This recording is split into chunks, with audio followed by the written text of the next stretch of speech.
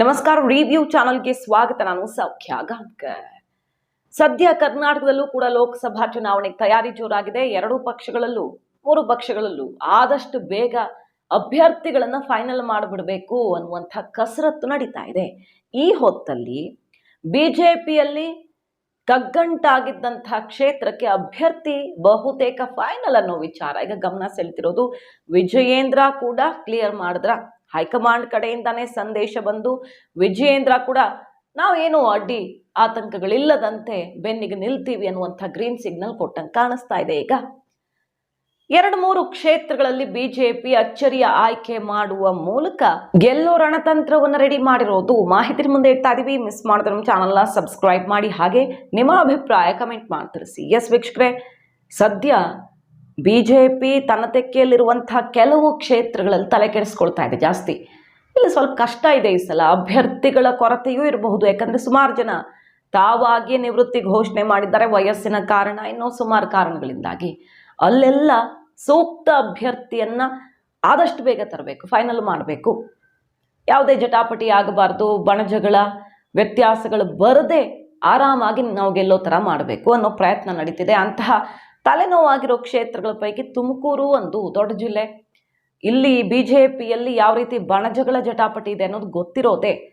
ತುಮಕೂರಿನ ಬಗ್ಗೆ ಸುಮಾರು ದಿನಗಳಿಂದ ವಿಜಯೇಂದ್ರ ಹೊಸ ಲೆಕ್ಕಾಚಾರಗಳನ್ನು ಹಾಕಿ ಹೊಸಬ್ರನ್ನ ಕಣಕ್ಕಿಳಿಸುವಂಥ ಯೋಚನೆಯಲ್ಲೂ ಇದ್ರು. ಆದರೆ ಈಗ ದಿಢೀರ್ ಅಂತ ಸೋಮಣ್ಣವರ ಈ ನಡವಳಿಕೆ, ಸೋಮಣ್ಣವರೇ ತುಮಕೂರು ಅಭ್ಯರ್ಥಿ ಆಗೋದು ಬಹುತೇಕ ಫಿಕ್ಸ್ ಅಂತ ಅನಿಸ್ತಾ ಇದೆ.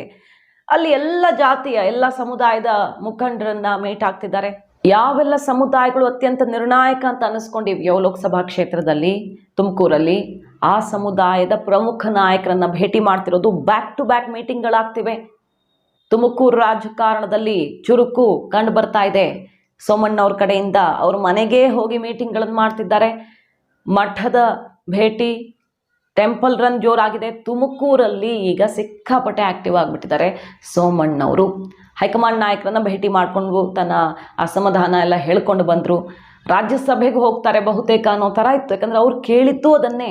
ಆದರೆ ಈಗ ಹೈಕಮಾಂಡ್ ಆಯಿತು ತುಮಕೂರಲ್ಲಿ ಸ್ಪರ್ಧೆನೇ ಮಾಡಿ ಅನ್ನುವಂತಹ ಟಾಸ್ಕನ್ನು ಈಗ ಸೋಮಣ್ಣವ್ರು ಹೆಗಲಿಗೆ ಹಾಕಿದ್ಯಾ.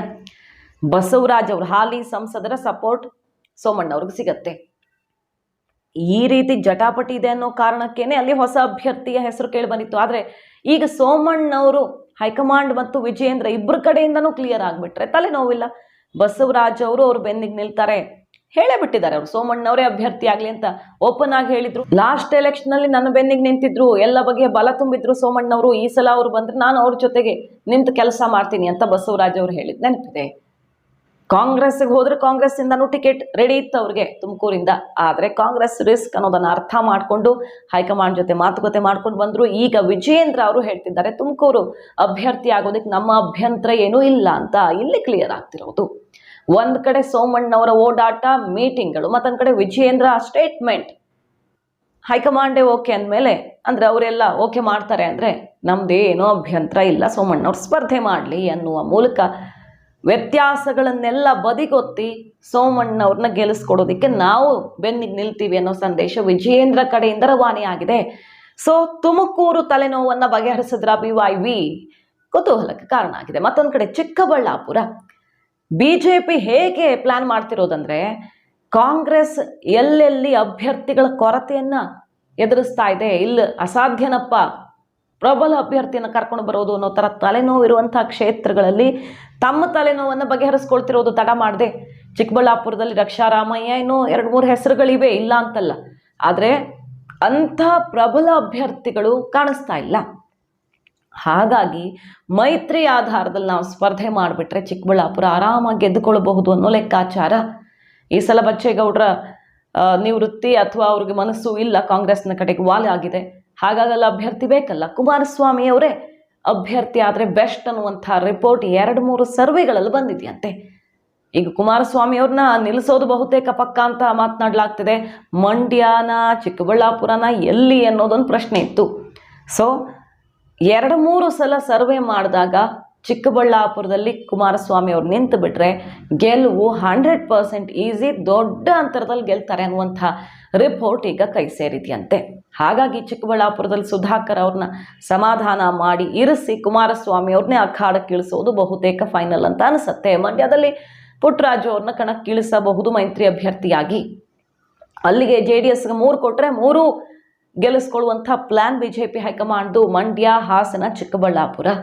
ಮಂಡ್ಯದಲ್ಲಿ ಸುಮಲತಾ ಅವ್ರಿಗೆ ಡೌಟ್ ಅಂತ ಅನಿಸ್ತಾ ಇದೆ. ಈಗಂತೂ ಅಲ್ಲಿ ಗದ್ದಲ, ಗಲಾಟೆ, ಹನುಮ ಧ್ವಜ ಇದೆಲ್ಲ ಆದಮೇಲೆ ಸುಮಲತಾ ಅವ್ರ ಮೇಲೆ ಆಕ್ರೋಶ ಮತ್ತಷ್ಟು ಹೆಚ್ಚಾಗಿರೋದ್ರಿಂದ ಸಣ್ಣದೊಂದು ನಿರೀಕ್ಷೆ ಇತ್ತಲ್ವ, ಅದನ್ನು ಕೂಡ ಬಿಜೆಪಿ ಕಾರ್ಯಕರ್ತರು ನಾವು ಕಳ್ಕೊಂಡಿದ್ದೀವಿ ಅಂತ ಓಪನ್ ಆಗೆಲ್ಲ ಸ್ಟೇಟ್ಮೆಂಟ್ ಕೊಡ್ತಿರೋದು. ಸುಮಲತಾ ಅವರ ನಡೆ ಏನು ಅನ್ನೋದನ್ನು ಕಾದು ನೋಡಬೇಕು. ಹಳೆ ಮೈಸೂರು ಭಾಗದಲ್ಲಿ ಕ್ಷೇತ್ರಗಳನ್ನು ಭದ್ರ ಮಾಡ್ಕೊಳ್ಳೋದಕ್ಕೆ ಈ ಸಲ ತಡ ಮಾಡದೆ ಅಭ್ಯರ್ಥಿಗಳನ್ನು ಫೈನಲ್ ಮಾಡೋದು ಮತ್ತು ಮುನಿಸು ವ್ಯತ್ಯಾಸಗಳನ್ನೆಲ್ಲ ಬದಿಗೊತ್ತಿ ಹೊಸ ಸಮೀಕರಣ ರೆಡಿ ಮಾಡುವಂತಹ ಲೆಕ್ಕಾಚಾರ ಕಂಡು ಬರ್ತಾ ಇದೆ. ಕಾದು ನೋಡಬೇಕು ಕಾಂಗ್ರೆಸ್ನ ಕೌಂಟರ್ ಹೇಗಿರಲಿದೆ ಅನ್ನೋದನ್ನ. ಮಾಹಿತಿ ನಿಮ್ಗೆ ಇಷ್ಟ ಆಗಿದ್ರೆ ಮಿಸ್ ಮಾಡಿದ್ರೆ ನಮ್ಮ ಚಾನಲ್ನ ಸಬ್ಸ್ಕ್ರೈಬ್ ಮಾಡಿ, ಹಾಗೆ ನಿಮ್ಮ ಅಭಿಪ್ರಾಯ ಕಮೆಂಟ್ ಮಾಡಿ ತಿಳಿಸಿ. Thank you.